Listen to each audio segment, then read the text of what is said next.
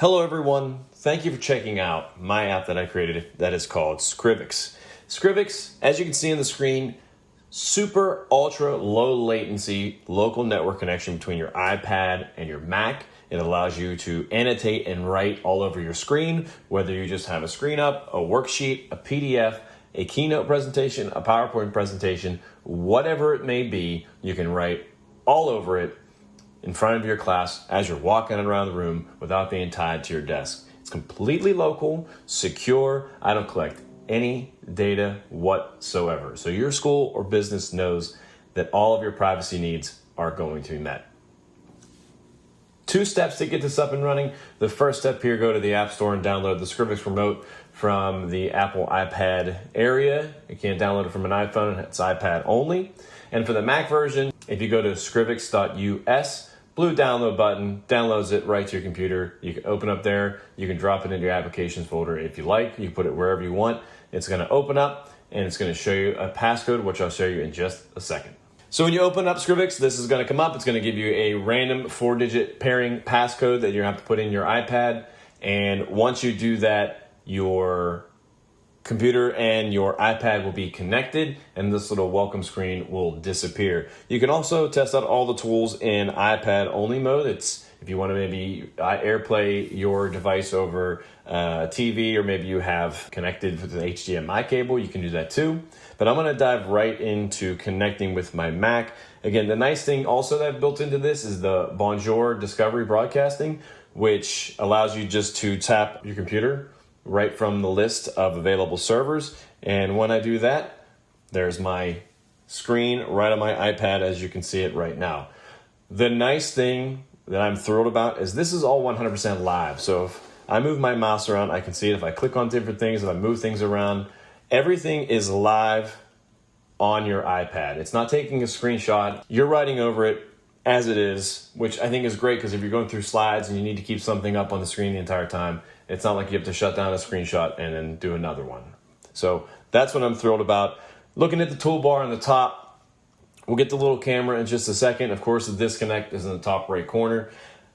The bottom toolbar, we have 5 different default colors. I've changed mine up a little bit. When you open up your app for the first time, you'll have black, red, blue, green, and orange. This last one is the custom color tool. So if you tap on that, you can pick any color out of the spectrum here, the sliders, whatever you want to use. It's all built in, all native to your iPad. And then there you go. Or maybe you want to go back and use a bright orange, whatever you want. The nice thing about it too is if you really like that color and want to save it for another time, you just tap and hold on one of the 5 default colors and it saves, and then we're off and running. We're just going to write. If you have an Apple Pencil Pro, there's some built-in nice little features to this. It does do pressure sensitivity. We're working on that little glitch right now, but if I want to write real small, this little erase, and I have a nice little small line on my Mac. You won't notice on the iPad, you can see it as it disappears, but on the Mac version, that little line isn't there. So as you write on your Mac, it matches the pressure sensitivity right away, which is super helpful. The other nice little thing we have built in is smart shapes. So if I draw a little rectangle or a circle or a line or a triangle, those are the shapes that I have built in now. It automatically makes those nice and neat.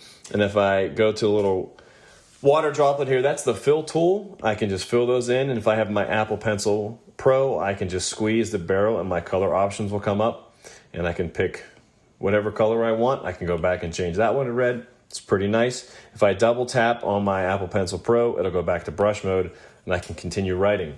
If I double tap it again, it takes me to the object eraser and I can just go through and erase the whole line if I want to. The other little eraser is just a simple eraser tool like this. And say I made a mistake and I want to undo, of course I have the undo and redo buttons at the top right corner, but I can also use a 2-finger tap to undo or a 3-finger tap to bring back that stroke that I made, which is kind of nice. I can also hit the trash can and erase everything.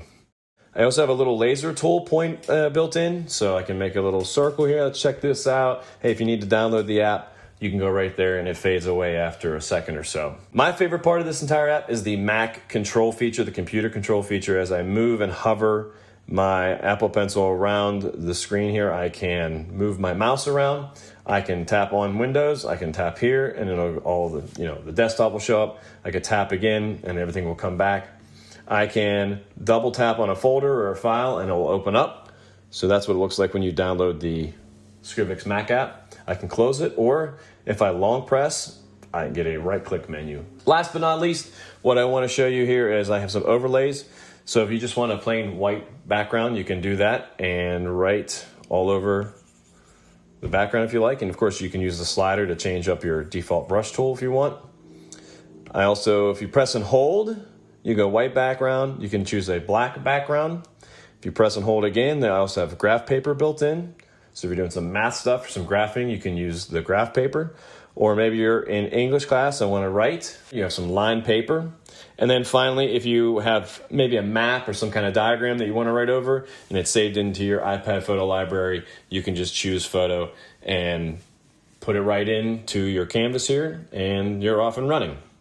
Whenever you're done, you want to clear your strokes again, you can just hit the trash can. If you want to turn off the overlay, just hit the TV button. The lines stay, but the background's gone. And if I tap it again, the last one I have up will return. If I want to save any of these things, maybe I have a really nice screenshot here, some work I want to share. If I tap on the little camera icon in the top left corner, I can save to the Mac with the screen. So whatever you see is going to be saved. If you choose the second option, that's just a white background. It removes any overlays. So if I just choose that, it'll just be a white background. Or I can save it to your iPad photos if you want, and you can do it that way as well. One last tool I forgot to mention is at the top, little slide here. This is Apple Pencil mode. But if I turn the slider off, I can still use the pencil. But say you might have to hand off your iPad to a student, you don't want them to use your pencil, you can now turn on and use your fingers to draw. If that is on, nothing happens whenever I drag my finger across the screen. If I turn that back off, I can use a finger, and I can actually use Smart Shape still, and I can use my finger to fill that in, and I'm using my hand rather than my Apple Pencil. So maybe if you forget it one day, it'll be there for you if you need to use your hand. That's Scrivix. I hope you enjoy it. I hope you like it. I appreciate your time. Hope you download it and enjoy it.